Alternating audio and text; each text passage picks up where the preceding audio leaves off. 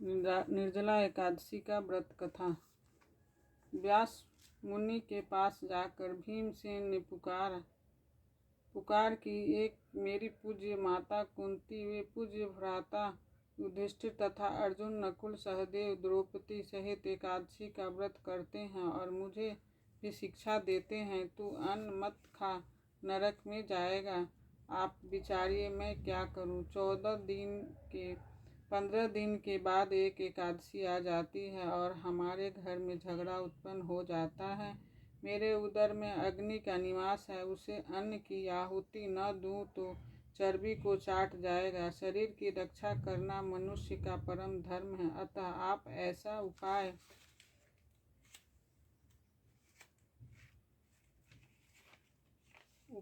बतलाइए जिसमें सांप भी मर जाए और लाठी भी न टूटे। अर्थात ऐसा व्रत करो जो वर्ष में एक दिन करना पड़े और मन में व्याधियों का नाश करने वाला हो।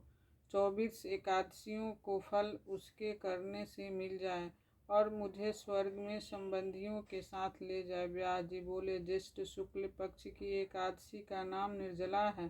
ठाकुर जी का चरोरोदिक वर्जित नहीं, कारण कि यह तो अकाल मृत्यु का हरण करने वाला है। जो निर्जला एकादशी का व्रत श्रद्धा सहित करता है उसे 24 एकादशियों का फल मिलता है, निश्चय ही स्वर्ग को जाता है। व्रत में पितरों की निमित्त पंखा, छाता, कपड़े का जूता, सोना, चांदी या मिट्टी का घड़ा और फल इत्यादि दान करें। मीठे जल को प्याऊ लगा दें, हाथ स्मरणीय रखें, मुख में ओम नमो भागवते वासुदेवाय का 12 अक्षर महामंत्र यही है।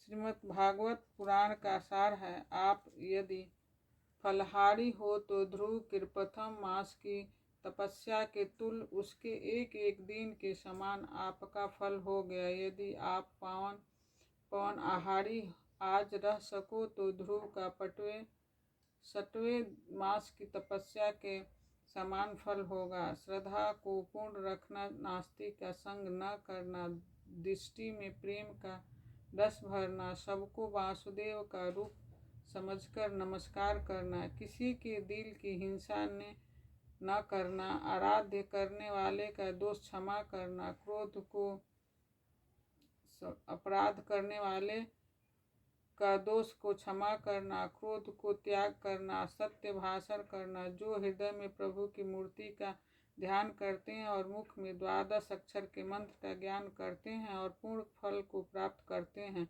दिन भर भजन करना चाहिए। रात्रि को रामलीला, कृष्ण लीला, कीर्तन के सहारे जागरण करना चाहिए। द्वादशी के दिन प्रथम ब्राह्मणों को दक्षिणा दे, फिर भोजन खिलाकर उनकी परिक्रमा कर ले। अपने पग पग का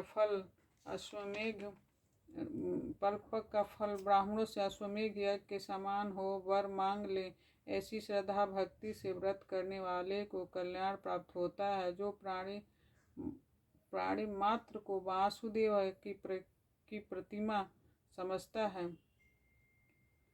उसको मेरी कलम लाखों प्रणाम के योग कहती है। निर्जला का महात्म्य सुनने से दिव्य चक्षु खुल जाते हैं। प्रभु घूंघट उतार कर मन की मंदिर में प्रकट दिखाई देते हैं। इस एकादशी को सिफती नाम पांडु या भीमसेन भी कहा जा सकता है।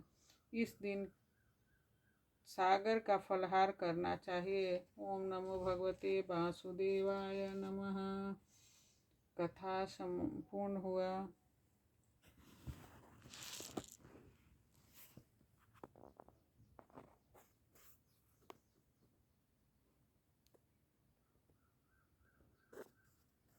ये मेरे छोटे से भगवान जी हैं।